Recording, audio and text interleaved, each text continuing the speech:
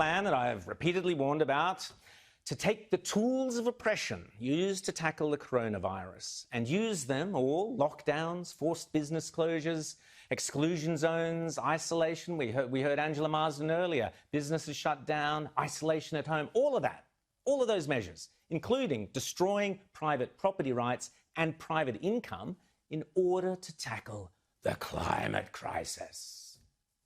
Now is the historical moment, the time, not only to fight severe virus, but to shape the system. We have a unique but rapidly shrinking window of opportunity to learn lessons and reset ourselves on a more sustainable path.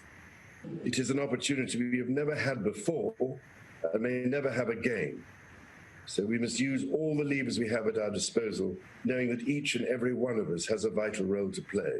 The Great Reset is a welcome recognition that this human tragedy must be a wake-up call. It is imperative that we reimagine, rebuild, redesign, reinvigorate and rebalance our world.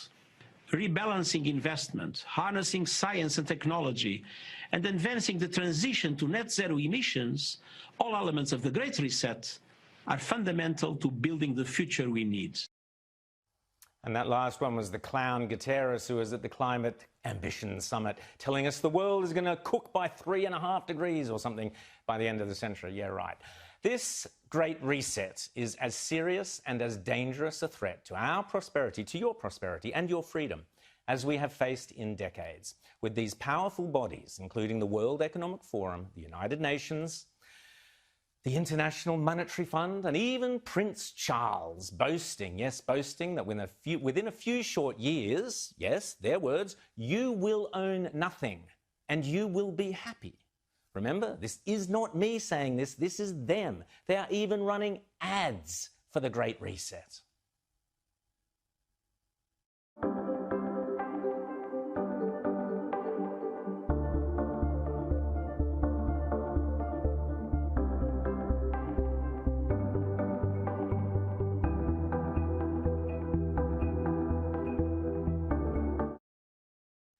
A handful of countries will dominate. I wonder which ones they might be. A terrifying coalition of big business, big tech, and left-wing totalitarians are so confident and so brazen. I mean, they just stole the US election, so I guess they're feeling pretty chuffed with themselves, that they are now promising you will own nothing and you will be happy. What they should have added is, and we, the very rich, will own everything and be even happier. Of course they will. The great tragedy here is that Prince Charles is involved in this fascist, corporatist global push and is thereby putting our entire constitutional monarchy at risk. Queen Elizabeth, please give the bloke the punt. It is critical, and I urge you to write to your MPs over the holidays to insist that no Australian public servant or member of parliament, no individual on the Australian public purse attends the World Economic Forum in Lucerne in May, which is where this obscenity is scheduled to begin. Please write to your MPs and tell them. And you think I'm just imagining this stuff? Crazy old Rowan with his conspiracy theories? Think again.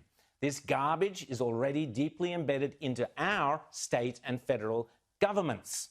I've spoken before about the insidious phrase, build back better, which sounds like common sense, but is in fact just one of several slogans for the Great Reset. Another being the Orwellian phrase, the Fourth Industrial Revolution. Here's old Klaus again, minus the white cat on his knee, telling us all about the Fourth Industrial Revolution. The Fourth Industrial Revolution will impact our lives completely. It will not only change how we communicate, how we produce, how we consume, it will change actually us, our own identity, and of course gives life to such policies and developments like smart traffic, smart government, smart cities. What we will see is that everything will be integrated into an ecosystem driven by big data and driven particularly by close cooperation also of governments with business, civil society. And this revolution will come at a breathtaking speed. It will be like a tsunami.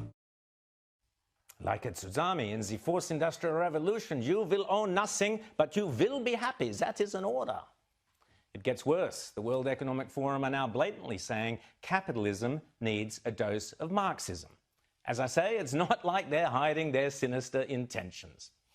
Indeed, I was horrified when an outsider fan last week sent me this document from the Australian government. Quote, "Preparing for the future, Industry 4.0 test labs in Australia, a strategic initiative of the Prime Minister's Industry 4.0 Task Force. Section 1, Significance of the Fourth Industrial Revolution."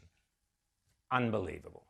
So, may I respectfully remind the Prime Minister there is nothing in the Great Reset that is in Australia's national interest. Australians did not vote for a dose of Marxism in our capitalism. Speaking of Marxists, on this show this year, we also brought Dan Andrews' insidious Belt and Road dealings with Communist China to national attention thanks to my exclusive interview with US Secretary of State Mike Pompeo, which led, as I predicted last week, to the passing of the government's Foreign Relations Bill. Again, congratulations to the Prime Minister and the government for that one important piece of legislation.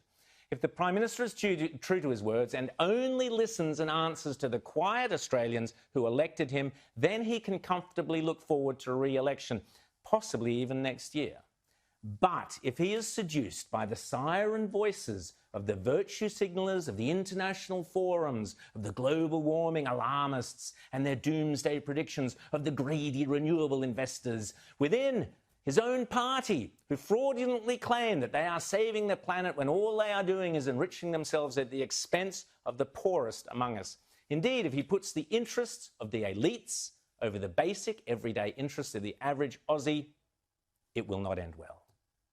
But I am an optimist, and I believe Mr. Morrison understands that Australia rejects the reset.